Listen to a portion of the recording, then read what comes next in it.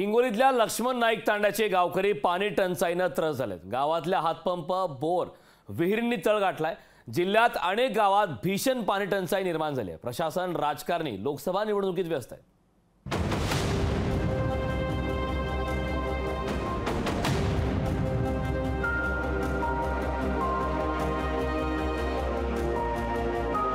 प्रचाराचा वारा जोरदार असताना हिंगोलीतील लक्ष्मण नाईक तांड्याचे गावकरी पाणी टंचाईने त्रस्त आहेत। 12ही महिने पाणी टंचाई झेलणाऱ्या या गावाला पाण्याच्या थेंबा करता कसरत करावी लागते।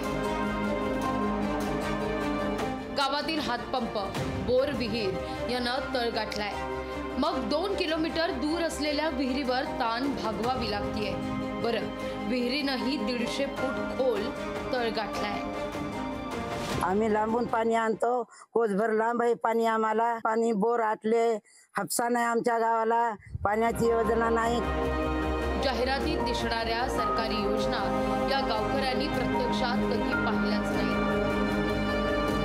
जलजीवन मिशन करता हेलपाटे मारून पाय तुटायची वेळ आली आहे। एरवी कुणीही न फिरकणाऱ्या गावात केवळ निवडणुका आल्या की नेत्यांना गाव आठवतो, म्हणूनच गावकऱ्यांनी मतदानावर बहिष्कार टाकायचा निर्णय घेतलाय। आम्ही काला मतदान करा, आमची इतकी परेशानी आहे।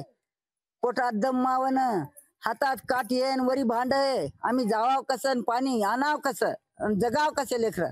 पाणी व्यवस्था केल्याशिवाय आम्ही कोणाला मत देत नाही, देऊन आमचा काही फायदा नाही। हंडाभर पाण्याकरता लाख मुलाचं मत गमावण्याची वेळ या गावकऱ्यांवर कुणी आणली आहे? केवळ लक्ष्मण नाईक तांडाच नाही तर आजूबाजूच्या लिगदरी, शेंदगी, नागा, खैरखेडा इथंही तेच चित्र। पाणी नाही म्हणून घरादाराला कुलूप लावून गाव सोडायची पाळीही अनेकांवर आली।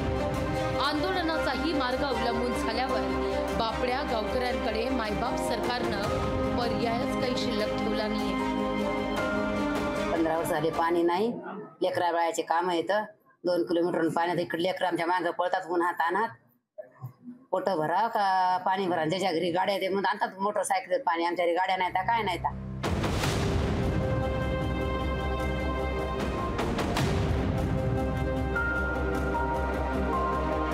गावामध्ये पाण्याचे सर्व स्रोत असो, विहीर असो, हातपंप असो, संपूर्ण पाण्याचे स्रोत आटलेले आहेत। 12ही महिने या गावांना भीषण पाणी टंचाईचा सामना करावा लागतोय। अनेक वेळा या गावकऱ्यांनी जे ते प्रश्नाचे ओटे झिंजवले, मात्र जे शासनाच्या योजनांचं पाणी त्या गावात अद्यापर्यंत मिळालं नाही।